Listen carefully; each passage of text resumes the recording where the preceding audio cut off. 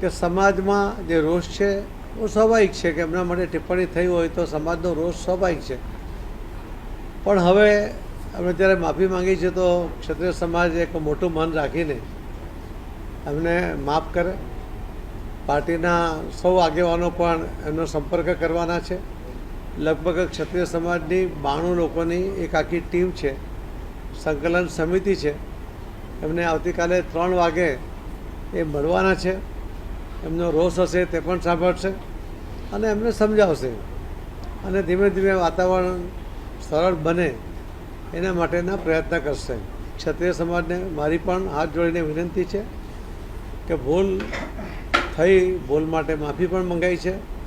તો ક્ષત્રિય સમાજ હવે પોતાનો રોષ શાંત કરીને પાર્ટીની સાથે વર્ષોથી રહ્યા છે, તો પાર્ટીની સાથે જોડાય એવી હું અમને હાથ જોડીને આપણા માધ્યમથી વિનંતી પણ કરું છું. એટલે હવે એમને સમજાવીએ છીએ ને કે હવે શાંત થાવ.